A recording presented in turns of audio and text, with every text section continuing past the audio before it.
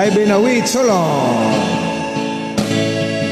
Is dedicated to all my beloved subscribers and silent viewers. Please subscribe na. Binabati ko ang lahat ng taga-Bahay, Liloan, Southern Leyte. Kumusta ka dyan?